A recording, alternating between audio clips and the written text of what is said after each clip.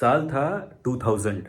मैं तब कॉलेज में था और मैंने पहली बार इंटरनेट पर अपने आप को पाया। और इंटरनेट पे आने के बाद सबसे पहली चीज़ जो आप करते हैं वो है आप एक ईमेल एड्रेस खोलते हैं। मैं अपने अंकल के साथ बैठा था और उन्होंने कहा कि तेरा ईमेल एड्रेस खोलते हैं जीएमएक्स पर। मैंने कहा ये जीएमएक्स किस चिड़िया का नाम है, मुझे याहू पे खोल के दो। उन्होंने कहा याहू पे कुछ खास है नहीं, जीएमएक्स पे बहुत स्टोरेज मिलती है। और मैंने जीएमएक्स पे अपना पहला ईमेल एड्रेस खोला था gmx.co.uk। gmx.net एक जर्मन कंपनी है और उन्होंने जो स्टोरेज ज़्यादा मिलती है इस बारे में कहा था। ये सुन के मुझे ज़्यादा खुश नहीं होना चाहिए था, आज के कॉन्टेक्स्ट में तो बिल्कुल भी नहीं। और वो इसलिए क्योंकि ज़्यादा स्टोरेज स्पेस का मतलब था 10 MB। उस समय याहू मेल सबसे ज़्यादा बड़ा मेल बॉक्स देता था पब्लिक प्रोवाइडर्स में से, वेब मेल प्रोवाइडर्स में से। याहू मेल का स्टोरेज कैपेसिटी था 6 MB, 6 MB। हॉटमेल का था 2 MB। उस ज़माने में ये जीमेल से पहले की बात है बाय द वे। उस ज़माने में अगर आप ईमेल एड्रेस, आपका जो वेब मेल एड्रेस था उसमें आप 6 MB या 2 MB जो भी लिमिट था उससे ज़्यादा अगर स्टोर कर लेते थे ईमेल, तो आपको एक एरर आता था कि आपका मेल बॉक्स भर गया है, पुराने ईमेल्स डिलीट करो। और जो आपको मेल भेजता था उसको एरर जाता था कि ये मेल डिलीवर नहीं किया जा सकता क्योंकि उनका मेल बॉक्स भरा हुआ है। और ये नॉर्मल सी बात थी तब, कोई भी इसके बारे में कंप्लेन नहीं करता था। और 6 MB से बढ़कर याहू ने एक बार 10 MB का मेल बॉक्स अनाउंस किया था। याहू ने कहा था कि अब हम लोग दुनिया की सबसे ज़्यादा स्पेस प्रोवाइड करने वाले मेल बॉक्स में से एक बन गए हैं, हम लोग 10 MB दे रहे हैं। और बाय द वे, अगर आपको एंटरप्राइज सोल्यूशन चाहिए था, अगर आप चाहते थे कि आपकी पूरी कंपनी के मेल बॉक्स के लिए 1 GB का स्पेस मिले, तो आपको पैसे देने पड़ते थे, अच्छे खासे पैसे देने पड़ते थे। और इस इकोसिस्टम के अंदर गूगल ने लॉन्च किया Gmail. 1 GB of space, free, free, completely free.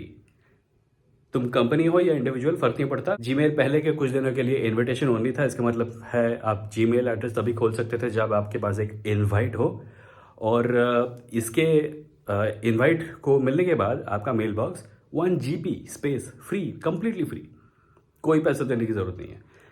Gmail ने एक झटके में सबको आउट ऑफ द मार्केट कर दिया। चाइना में बना हुआ एक नया एआई मॉडल मार्केट में आया है, इसका नाम है डीप सीक। और डीप सीक ने अमेरिका की बड़ी बड़ी एआई कंपनियों के छक्के छुड़ा दिए हैं क्योंकि उसने बहुत ही कम पैसों में वो सब अचीव कर लिया है जिसको करने के लिए इन लोगों ने अरबों डॉलर का इंफ्रास्ट्रक्चर खड़ा किया है और भी ज़्यादा खड़े करने के सपने देख रहे थे।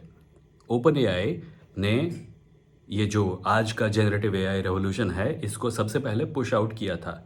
और इन्होंने जो सपने देखे थे अपने लिए, उनका एक बहुत बड़ा हिस्सा था और भी ज़्यादा पैसे इकट्ठे करना, मिलियंस ऑफ डॉलर्स खर्च करके इंफ्रास्ट्रक्चर बनाना, जैसे कि डेटा सेंटर्स वगैरह, जिसकी मदद से एआई का डेवलपमेंट और भी ज़्यादा हो सके। और ये सब करके वो लोग मार्केट लीडर्स बन गए थे। मार्केट में अगर आप एआई सोचते हैं तो सबसे पहले आपके माइंड में आता है ओपन एआई या गूगल या मेटा या कुछ भी। और अमेरिका ने अपनी एआई शक्तियों को बढ़ाने के लिए दूसरे देशों को, स्पेशली चाइना को, चिप्स प्रोवाइड करने के ऊपर काफ़ी रोकथाम भी लगाई थी कि हम उन्हें वो एडवांटेज नहीं देना चाहते जो इस समय हमारे पास है, क्योंकि ये एआई टूल्स भविष्य को निर्माण करने के टूल्स हैं। और इसकी वजह से ये हुआ कि चाइना को कम पैसों में कुछ करके दिखाना पड़ा और उसने किया भी। और अब सुनने में ये आ रहा है कि ये कम पैसों में बनाया हुआ मॉडल अमेरिकन मॉडल से बेहतर परफॉर्म करता है। इस डीप सीक वाली चीज़ को देखकर मुझे वो जीमेल वाली चीज़ याद आई, जिसमें किसी चीज़ को डिसरप्ट करने के लिए, किसी के साथ compete करने के लिए, उन रूल्स को फॉलो करने पर आप एक लिमिटेड समय तक सक्सेस पा सकते हैं। पर अगर आप पूरे के पूरे गेम को ही चेंज कर देंगे तो आप इंस्टेंटली कोई किसी भी कंपटीशन में आगे निकल सकते हैं। सो जीमेल ने ऐसा क्या किया था जिसकी वजह से वो याहू मेल और हॉटमेल, जो कि इंडस्ट्री लीडर्स थे उस समय, उनको मात दे पाया। उसने उन रूल्स को फॉलो ही नहीं किया जिसको याहू ने और हॉटमेल ने बनाया था। अगर रेस के मायने 2 MB और 6 MB तक थे और कोई सोचता मैं याहू मेल के साथ कैसे compete करूं जो कि 6 MB दे रहा है, तो वो ये सोचता कि मैं 8 MB देता हूं या मैं 10 MB देता हूं या मैं 20 MB देता हूं। ऐसे मेल बॉक्सेस थे जो 20, 24, 25 MB तक दे रहे थे, पेड ऑप्शंस थे। पर किसी की भी समझ में ये नहीं आया कि इस पूरे के पूरे मार्केट को डिसरप्ट करने के लिए मैं इस स्टोरेज स्पेस वाली जो कैलकुलेशन है इसको मीनिंगलेस बना दूं कि जब 1 GB स्पेस मिल रही है अपने मेल्स को स्टोर करने के लिए, कोई 6 MB 10 MB के लिए क्यों लड़ेगा? Your mail boxes are effectively infinite. You don't care how much mail you get, क्योंकि आपको कभी भी वो मैसेज नहीं आने वाला कि आपका मेल बॉक्स भर गया है. अब सिचुएशन बदल गई है. ब्रॉडबैंड के आने की वजह से लोग बहुत बड़ी बड़ी फाइलें एक दूसरे को भेज रहे हैं, इसीलिए मेल बॉक्सेस फुल होने शुरू हो गए हैं. That's a different matter. I am not talking about that. I am simply talking about the fact कि जीमेल ने याहू के साथ कंपीट नहीं किया. याहू ने और हॉटमेल ने और दूसरे mainstream web mail providers ने जो पैरामीटर बनाया था कि इस बेसिस पर अब डिसाइड होगा कि एक मेल बॉक्स कितना वैल्यूएबल है, स्टोरेज स्पेस. जीमेल ने स्टोरेज स्पेस को एक मानक के रूप में मीनिंगलेस बना दिया.